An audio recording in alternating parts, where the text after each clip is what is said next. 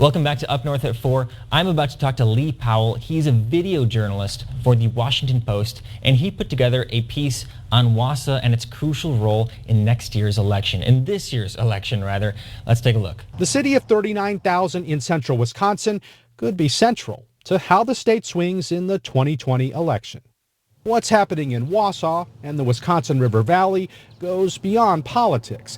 It's really the story of small cities all over the country, of businesses coming and going. We were a big hub for both paper and lumber and the insurance industry. And that gave us a national profile. When the paper industry downsized, a lot of good paying jobs went with it. All right, now I welcome Mr. Powell to the program. Lee, how are you doing today? Great to be with you from Washington, D.C. So you told me a little bit about your history before this. You were a reporter for the Wasa Daily Herald many years ago. What was it like returning to Wasa and kind of getting the state of things? Well, I hadn't been back to Wasa or to central Wisconsin for 22 years, since the time I worked at the Daily Herald. So it was interesting being back. Some things looked sort of the same. A lot had changed in kind of the Wasa, central Wisconsin area. But it was interesting being back for this reason, to do this kind of story at this time, looking at sort of the state of politics in a crucial swing state like Wisconsin, going to sort of a place where maybe not other national reporters have necessarily gone.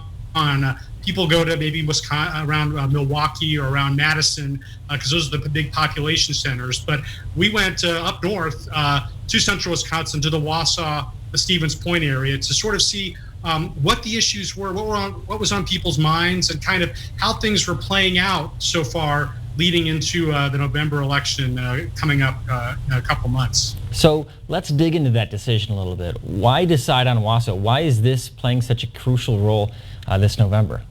Well, part of it is I had a little bit of familiarity with the area and some of the people there that I had met, reported on, and worked with 22 years ago. So I had a little bit of a sense of kind of who some of the players were, so I could kind of get there quickly and get kind of acclimated and kind of dig in faster than someone doing this from a great distance and kind of arriving there and, as we sort of say, parachute in and sort of feeling my way around a little bit before I really got started.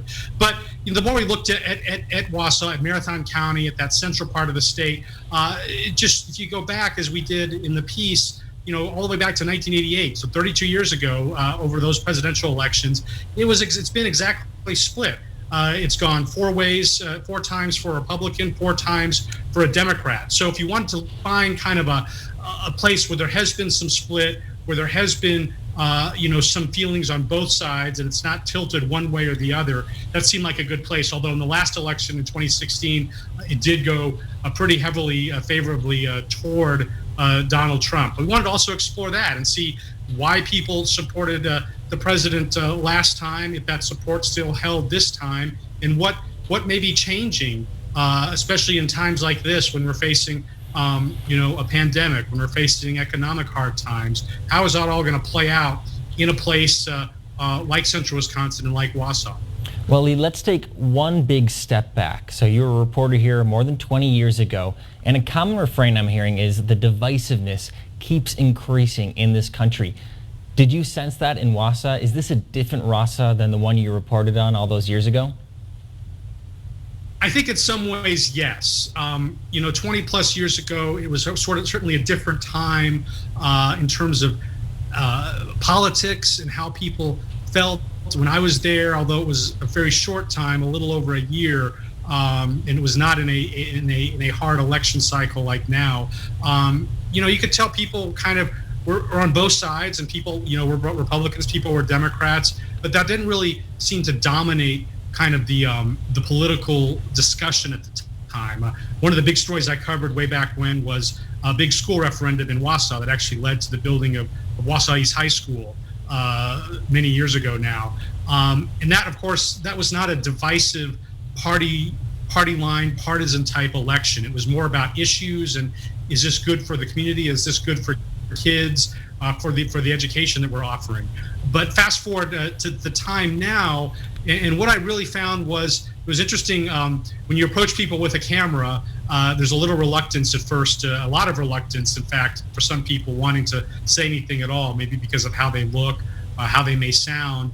But I found that people wanted to talk to me, but not on camera while I was rolling, and did have some thoughts and feelings, but didn't want to project that or put those out there in a time like this. They over and over I heard, I probably talked to 15, 20 people in the end.